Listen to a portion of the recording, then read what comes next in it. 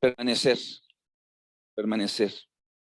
Cuando nosotros miramos la Biblia y vemos en el Antiguo Testamento sobre todo,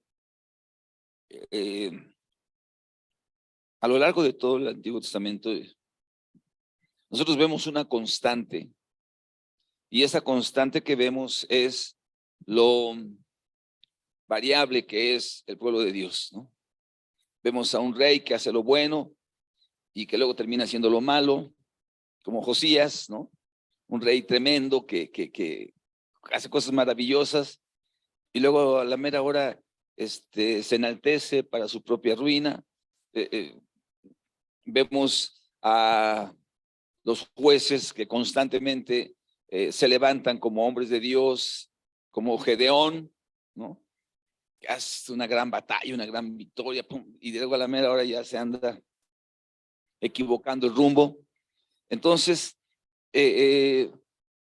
a lo largo de nuestra vida, de nuestro ministerio, de nuestra vida cristiana, también hemos visto hombres que van y se levantan, hombres, mujeres, y de repente, ¿qué pasó? ¿Quién sabe dónde andaban?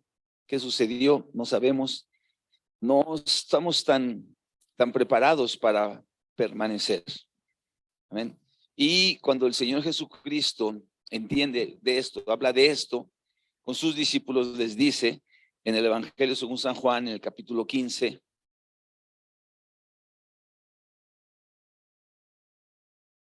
les dice: yo soy la vid verdadera y mi Padre es el labrador. Todo pámpano que en mí no lleva fruto lo quitará, y todo aquel que lleva fruto lo limpiará para que lleve más fruto. Vosotros estáis limpios por la palabra que os he hablado. Vamos a repetir todos juntos. Permaneced en mí y yo en vosotros. ¿Ok? Dice, permaneced en mí y yo en vosotros. Como el pámpano no puede llevar fruto por sí mismo si no permanece en la vid, así tampoco vosotros si no permanecéis en mí. Yo soy la vid, vosotros los pámpanos. El que permanece en mí y yo en él, este lleva mucho fruto, porque separados de mí, nada podéis hacer. El que en mí no permanece, será echado fuera como pámpano y se secará. ¿Y qué va a pasar con él? Y después de que se seque, ¿qué dice? Los recogen y los echan en el fuego y arden. Si permanecéis en mí y mis palabras permanecen en vosotros, pedid todo lo que queráis y os será hecho. En esto es glorificado mi Padre, en que llevéis mucho fruto y seáis así mis discípulos. Como el Padre me ha amado, también yo os he amado. Permaneced en mi amor. Si guardaréis mis mandamientos, permaneceréis en mi amor. Así como yo he guardado los mandamientos de mi Padre y permanezco en su amor. Estas cosas os he hablado para que mi gozo esté en vosotros y vuestro gozo sea cumplido. Amén. Aleluya. Señor, ayúdanos con esta palabra. Abre nuestro corazón, nuestro entendimiento y usa, aleluya, mi vida, mi boca, mi lengua, mi mente para tu gloria en el nombre de Jesús, Señor. Tú seas exaltado. Amén. ¿Cuál es la palabra que se repite en todos los versículos a cada rato? ¿Cuál es la palabra? Permanecer. Permanecer. Algunas personas que se encargan de hacer pues estudios rigurosos de la palabra de Dios han llamado que así como hay un sermón que se llama el Sermón del Monte, ¿verdad? Este es un sermón que le dicen el sermón del aposento alto, ¿verdad? Este sermón es el sermón que inicia en el capítulo 13, 14, 15 y 16. Amén. En este sermón, el Señor Jesucristo está teniendo una comunicación, pero esta vez ya no es como en el del monte, que fue con toda la multitud, ¿se acuerdan? Sino en esta ocasión está hablando con sus discípulos. En el capítulo 13 dice así, antes de la fiesta de la Pascua, sabiendo Jesús que su hora había llegado para que pasase de este mundo al Padre, como había amado a los suyos que estaban en el mundo, los amó hasta el fin. Amén. Entonces, ubiquemos el entorno de donde se está realizando esta declaración de permanecer en mí. Amén. Estamos hablando de el último mensaje, la última relación que tiene el Señor con sus discípulos. Están preparándose para la Pascua. La Pascua es aquel evento donde Él va a ser entregado por causa de nosotros. Estamos hablando de los momentos últimos de la vida terrenal. Y entonces el Señor, sabiendo que su hora ya había llegado, y se reúne con sus 12. Ya no agarró a todos, ya no tomó a todos. Amén. Y empieza a hablar con ellos. Y dentro de todas las cosas que les dice, pues obviamente, ¿ustedes creen que si sabiendo Jesús que su tiempo había llegado, iba a desperdiciar su tiempo hablando con ellos? Es un sermón muy importante. Es una plática. Sermón se le puede decir, pero es una plática vital. Si usted puede leer estos capítulos 13, 14, 15, amén, 16, todavía incluso el 17, el Señor ya nada más está orando con el Padre, pero si usted los lee, va a darse cuenta qué importante, hay tantas enseñanzas en ese lugar. Pero lo que a mí me llamó la atención fue con cuánta insistencia el Señor habla de permanecer en Él. Amén. Es que es tan fácil, hermanos. Es tan fácil desviarnos, es tan fácil equivocarnos, es tan fácil soltarnos. ¿Cuántos me están oyendo? Vamos, cuando te decía yo, cuando tú lees en el Antiguo Testamento, tú empiezas a mirar a esos hombres que eran tus grandes paladines, ¿no? ¿Alguien recuerda la vida de Sansón? Desde el vientre, un nazareo, un hombre separado para el Señor, haciendo grandes maravillas, y después se le van los ojos chuecos, su corazón peor. Amén. Y aquel hombre que había sido un instrumento se pierde, ya no permaneció. Y a lo largo de nuestra vida hemos visto muchas personas que no permanecen. Entre el inicio y el final de algo está el permanecer. Amén. Y el reto que Dios nos da esta noche a cada uno de nosotros, que vamos a estar iniciando un año, y va a ser un año complicado, ¿eh? Si usted lee ahí en el capítulo 15, del versículo 18 en adelante, dice, si el mundo os aborrece, sabed que a mí me ha aborrecido antes que a vosotros.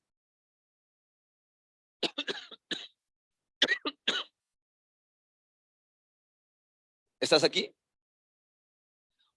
O sea, si de casualidad llegara a suceder que en el mundo tú tuvieras ciertos desprecios y ciertas cosas, como ya he dicho antes en el inicio de este capítulo, dice, permaneced en mí. Amén. Se va a ver situaciones complicadas y el Señor nos dice desde antes, hey, permaneced en mí. Pero hay una cosa más interesante ahí, en el versículo 1. Jesús dice algo muy importante. Dice, yo soy la vid. ¿Cómo dice? La vid verdadera y mi Padre es el labrador.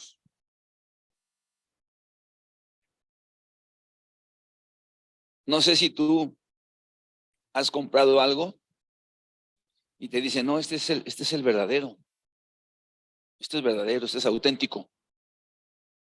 Este es el original. ¿Por qué? Porque uno puede encontrar copias, ¿no? ¿Cómo se llaman ahora? clones. Oh.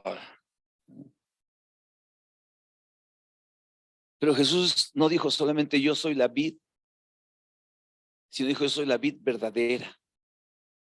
¿Sabes por qué, hermano? Porque dentro de la cultura hebrea, dentro de los judíos, Israel es representado como una vid.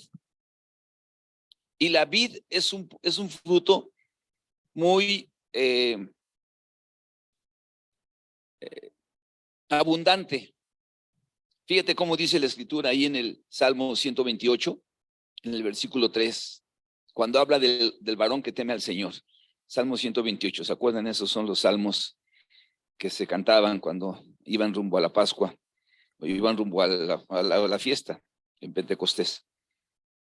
En cualquier fiesta de Israel, cuando hacían fundamentalmente la Pascua, cuando hacían una peregrinación, me iban cantando esos salmos siempre.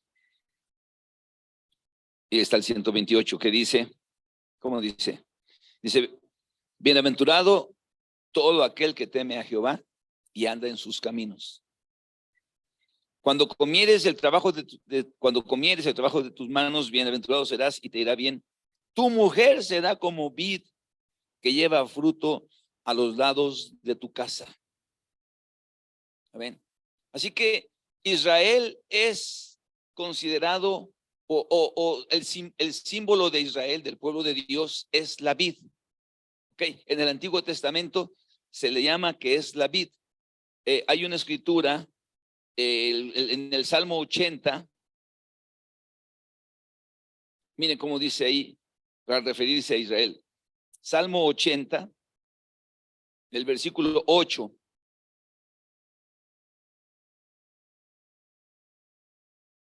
Dice, hiciste venir una vid de Egipto, echaste las naciones y la plantaste, limpiaste el sitio delante de ella e hiciste arraigar sus raíces y llenó la tierra.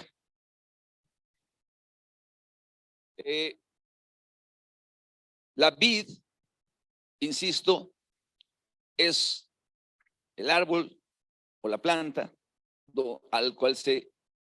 con el cual se simboliza al pueblo de Israel. Pero ya había pasado el tiempo. Ya no era nada más la vid que había salido de Egipto y que había sido plantada. Amén. Ya no habían sido esos ¿se acuerdan que cuando llegó Abraham a Canaán, después vino el hambre y se fueron, y él se fue a Egipto y luego de Egipto regresó a Canaán y ahí fue donde plantó esa vid y de ahí salieron todos ellos y posteriormente vinieron igual cuando Moisés y todo esto, ¿no? Entonces Egipto tiene que ver con eso y se refiere a la vid que fue plantada en Canaán, en la tierra de Israel. Pero cuando el Señor dice la vid verdadera, se refiere a que esa vid que era originalmente la vid correcta, se empezó a corromper. Amén. Se empezó a corromper. Miren lo que dice la Biblia en el libro de Amós, en el libro de Oseas.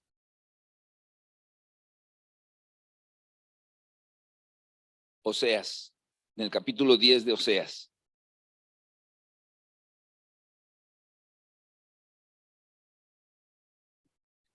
Dice, Israel es una frondosa viña que da abundante fruto.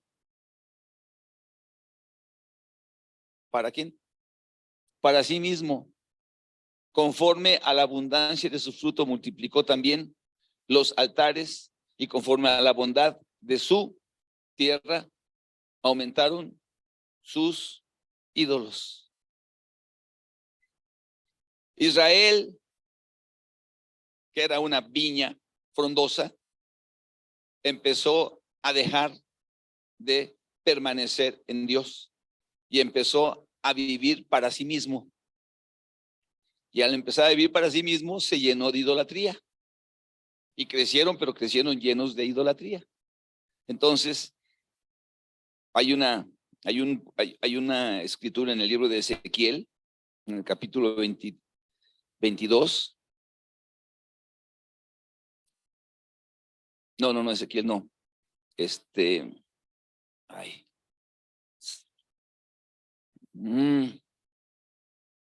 Permítame. Sí, es Ezequiel. A ver. Sí, Ezequiel 22.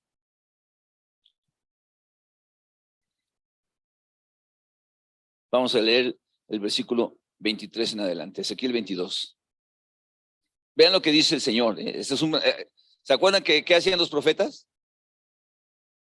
Los profetas traían un mensaje de reprensión a Israel cuando se andaba desviando. Sí. Pues esa viña frondosa que era Israel y que ahora se había corrompido, entonces Ezequiel le dice, mira lo que está pasando contigo.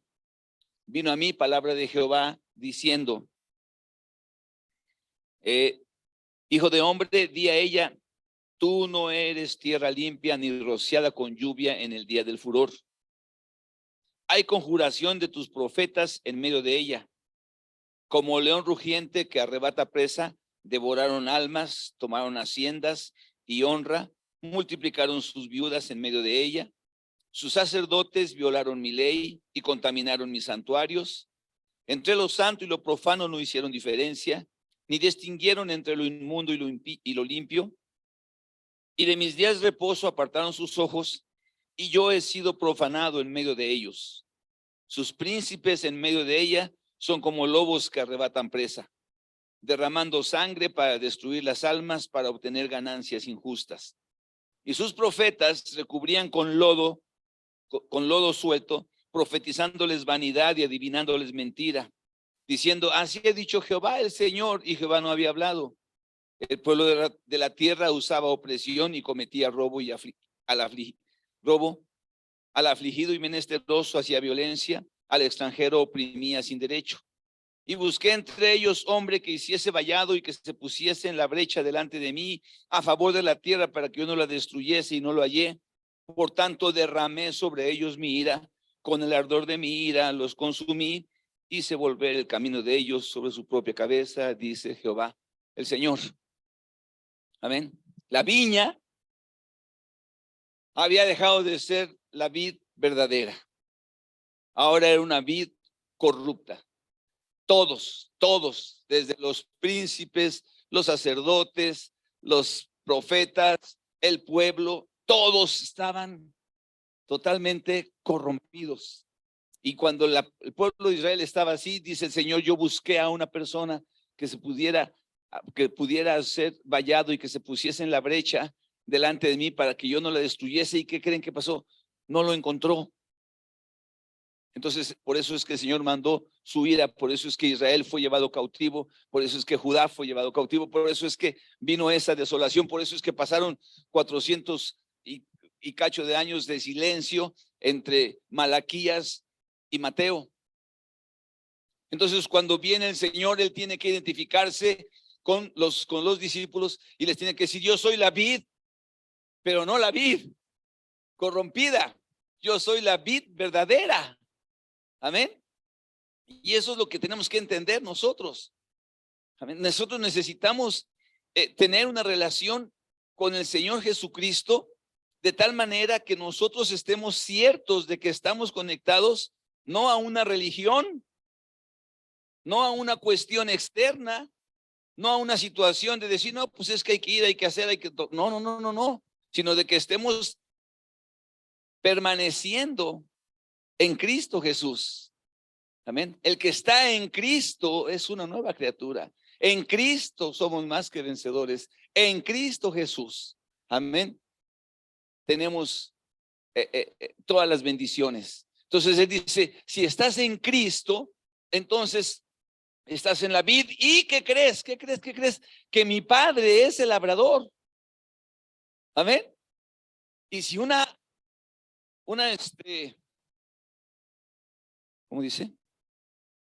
Y si un pámpano, nosotros somos los pámpanos, ¿cuántos dicen amén? Dice ahí en ese capítulo, en ese capítulo 15, amén. Yo soy la vid, vosotros los pámpanos, el versículo 5. El que permanece en mí y yo en él, este lleva mucho fruto, porque separados de mí, nada podéis hacer. Yo soy la vid y vosotros los pámpanos. Y hay alguien que es el labrador. Y el labrador ve a un pámpano, y si el pámpano no lleva fruto, ¿qué dice que le hace? Que lo corta, que se seca y que se echa al fuego. Amén. Pero el que da fruto, lo limpia para que lleve más fruto. Amén. Estamos iniciando un año. Yo creo que Dios nos ha permitido llegar aquí, pero espera que demos fruto, hermano. La verdad. Dios espera que demos fruto. ¿Y qué necesitamos para dar fruto? Permanecer unidos a la vid. No se trata de venir a la iglesia. Hay personas que permanecen en la iglesia. Hay personas que permanecen en el ministerio. Hay personas que permanecen en las mecánicas de la vida de la iglesia. Pero no se trata de eso, se trata de permanecer en Cristo. Se trata de llegar, amén, hasta la presencia de Dios. No se trata de que tú pases un día al altar para quedar bien con nadie, o para que no se diga nada, o para obtener algo, sino delante de los hombres, sino delante de Dios. Amén. Cuando el Señor Jesucristo viene, en el Evangelio según San Mateo dice, los fariseos les encanta ser visto por los hombres. Así que cuando oran para que los hombres los oigan. Cuando ayunan para que los hombres los vean. Cuando dan una ofrenda para que las personas, entonces cualquiera que los viera, a los fariseos dirían, hombre, esta es la vid verdadera. Pero no había tal. Amén. La vid verdadera es Jesucristo. Dice, yo soy la vid, y el fruto de la vid es una vida congruente, es una vida consistente, es una vida igualita a la del Señor. Entonces nosotros tenemos que crecer en una vida de integridad y de consagración a Dios, que se pueda expresar, que se pueda manifestar en este mundo de tal manera que haya fruto en nuestras vidas, hermanos. Así que una de las cosas que tú y yo tenemos que preguntarnos esta mañana, esta noche, es, ¿cuál ha sido mi fruto para ti, Señor? Y no voy a decir, no, pues es que no he tenido ningún fruto, pero si el Señor te está dejando hoy vivir aquí, aleluya, venir aquí este año es para que tú des fruto y yo demos fruto. Amén. Algunas veces nos equivocamos, hermanos, y llegamos a ser parte de la iglesia, pero no parte del cuerpo de Cristo. Amén. A veces nos conformamos con ser parte incluso de un ministerio, pero perdemos de vista de quién debemos depender y con quién, en quién tenemos que permanecer. No sé si me estoy explicando. ¿Sí me estás siguiendo? Es una relación con Dios. Qué padre estos días de ayuno. Qué bueno, has experimentado, decía la hermana, me quebranté delante del Señor, ¿sí o no? ¿Sí lo dijiste, hermana Elsa? ¿Sí? Ahora igual contéstanos esto. ¿Hace cuánto que no pasaba eso en tu vida? Dilo bien. No te adornes tanto.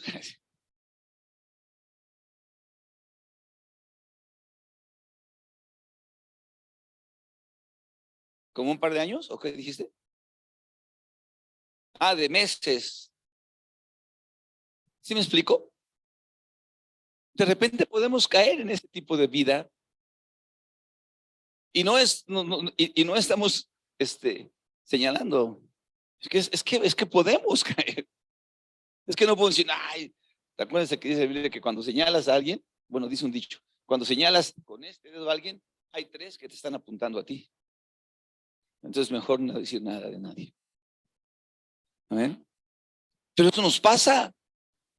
De repente oramos y no nos quebrantamos. De repente estamos ahí y ya fuimos un día, ya fuimos otro día, fuimos 5 días y no pasó nada. Y pensamos que seguimos en Cristo, pero nos empezamos a desviar poco a poco. Dejamos de permanecer. ¿Cuántos están aquí? Y seguimos fluyendo. Amén. Y vamos al ensayo y vamos a hacer aquello, pero, ¿y el Señor? ¿Y mi relación con Él? ¿Y mi corazón delante de Él? ¿Y mi fruto? Pues no puede. No va a haber fruto. No va a haber fruto. ¿Por qué no va a haber fruto? Porque no estamos permaneciendo en Cristo. ¿Qué fruto va a haber? Bueno, de una vida que refleje al Señor. ¿Qué fruto va a haber? Bueno, pues de una persona que quiere realmente aportar, abonar a favor del reino de Dios. Es que muchas veces nosotros confundimos el cristianismo y pensamos que ser cristianos es para que Dios nos dé, para que Dios nos haga felices, para que nosotros no tengamos problemas. Y no es así. No es así, hermano. Quiero terminar con esta historia. Segunda de Samuel 9.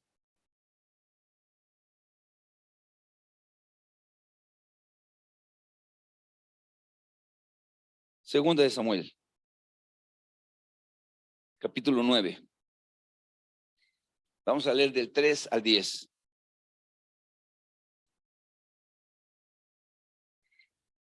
En mi Biblia dice, en el capítulo 9, ¿cómo dice? En la suya. Bondad, ¿de quién? De David hacia Mefiboset.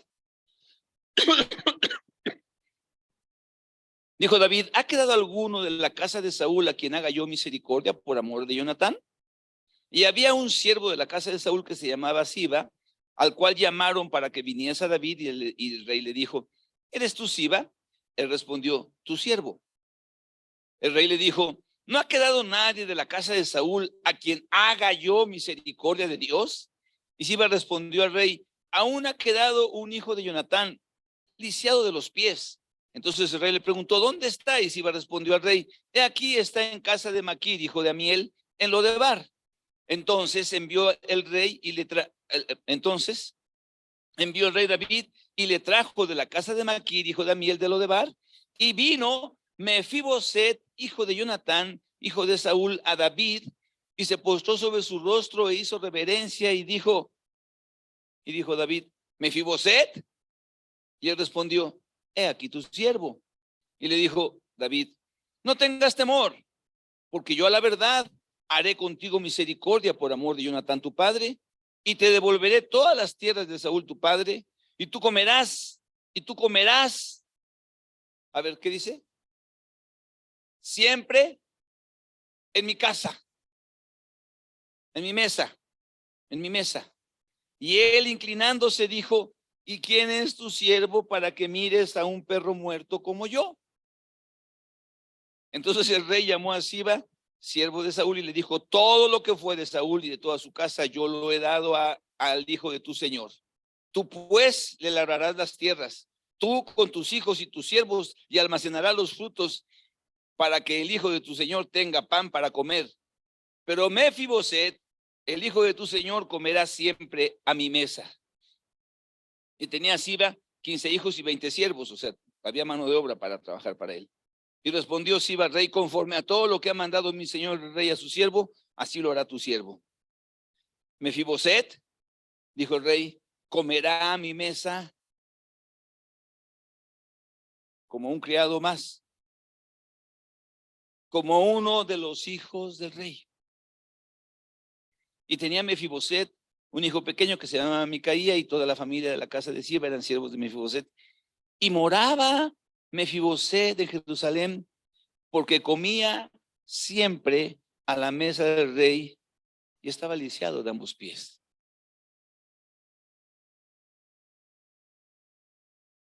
Nosotros hemos sido encontrados por Dios, hermanos,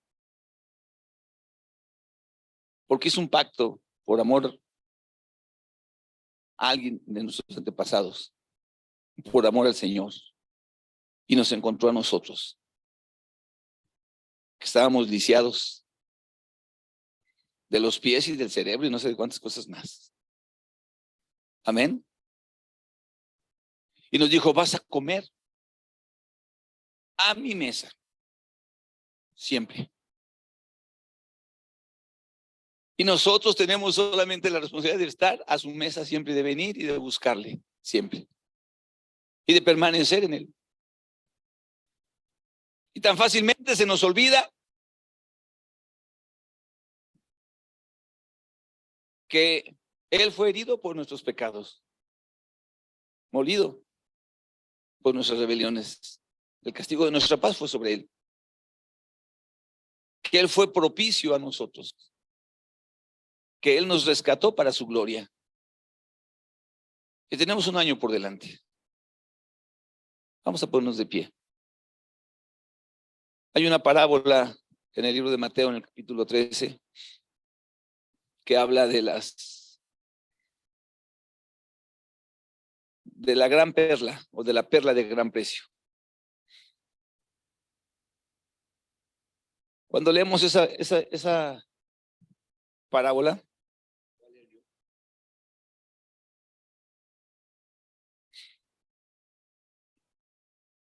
quiero hacerles una pregunta. Mateo 13. También el reino de los cielos es semejante a un mercader que busca buenas perlas, y que habiendo hallado una perla preciosa, fue y vendió todo lo que tenía y la compró. También el reino de los cielos es semejante a un mercader que busca perlas preciosas.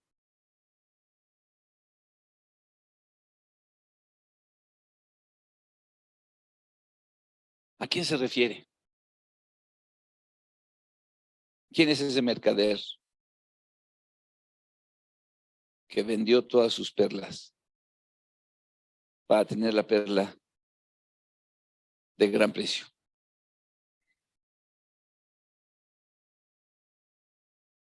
Algunas veces yo había pensado que éramos nosotros.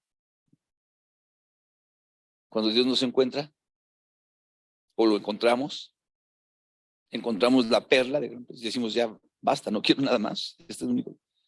Es que a mí me hace sentir importante que me digan, oiga, patrón. Es que a mí me hace sentir importante que me diga, ingeniero. O es que a mí me hace importante que digan alguna cosa. Y digo, pero este perro muerto, ¿quién es delante de ti, Señor? No nos gusta que nos digan perro muerto. Un perro muerto, tú ves un perro muerto y lo primero que dices es, ay, voy a llevarme este perro muerto a mi casa. ¿No, verdad? Dices, pero Dios no hizo eso. Porque el Señor también, Él es el mercader que dejó el cielo, que dejó todo para comprar una perla que para Él es de gran precio, como tú y como yo. Pero resulta que para nosotros a veces se nos olvida y ya no estamos permaneciendo en el Señor. Y volvemos otra vez volvemos atrás.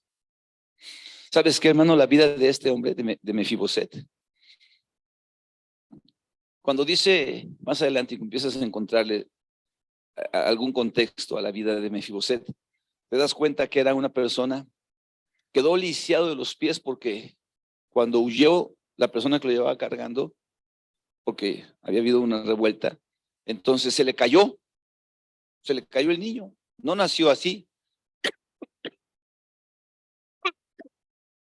Se cayó Mefiboset, se le ha de haber roto la columna y ya no podía caminar. Ahora tú te imaginas la vida de alguien que es descendiente de un rey perverso y que además está lisiado de los pies, como que todo el mundo lo quiere tener en su casa para ayudarlo, y no era así. Ahí andaba arrumbado, ahí andaba olvidado. ¿Ven? Para el mundo no era nada importante, pero para el rey sí, por amor al pacto que había hecho con alguien en el pasado. Así somos nosotros, valiosos para el Señor. Y luego nosotros no queremos permanecer. Total, me voy. No llego. Pues, unas chelas. Un cotorreo. Total. Volvamos a estar lisiados de los pies. Todos los días comía a la mesa del rey como uno de sus hijos. ¿Amén? Así es que llegaban los hijos del rey. Absalón, ¿se acuerdan cómo era de feo Absalón? ¿Sí se acuerdan cómo dice la Biblia que era? ¿Cómo era? Dice alguien. A ver, alguna hermana que se acuerde. ¿Cómo era Absalón, hermanos? A ver.